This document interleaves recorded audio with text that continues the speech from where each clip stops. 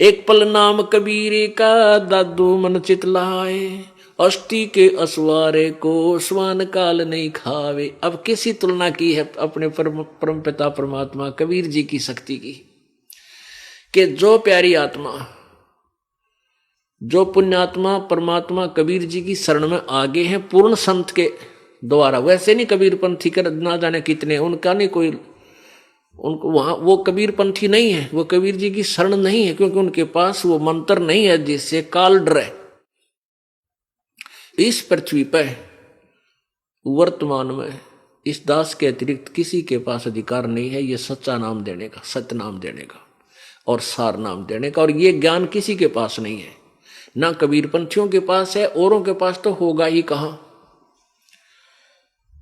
तो इसके अतिरिक्त किसी के पास भी ये नाम नहीं। तो इस नाम की कितनी महिमा है, जिसने परमात्मा कबीर जी का सच्चा नाम ले लिया इस दास के द्वारा,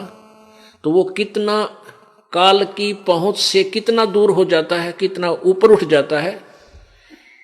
जैसे हाथी के ऊपर बैठे किसी व्यक्ति को और कुत्ता हानि नहीं पहुंचा सकता, हाथी पर बैठे हुए व्यक्ति को कुत्ता श्वान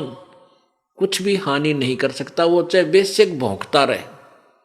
तो पुण्यात्माओं, आप जी जो परमेश्वर कबीर जी की शरण में आगे हो, आप समझ लो हाथी पर बैठ गए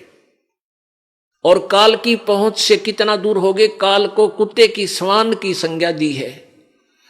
अब समझ लो कि श्वान, काल तो श्वान है, कुत्ता है, और आप हाथी पर बैठ गए, ये आपका कुछ नहीं बिगाड़ सकता। हाँ, यदि आप ही हाथी से नीचे उतर जाओगे तो पिंडी पाट देगा आपकी जाति। हाथी से उतरने का अर्थ है कि आपने यदि नाम तोड़ दिया, नाम टूट गया, तो परमात्मा की ओट हट गई, वो शरण थी, वो आड़ थी, जो सहारा था, मालिक ने वापस ले लिया, फिर तो काल आप पर खाओगा।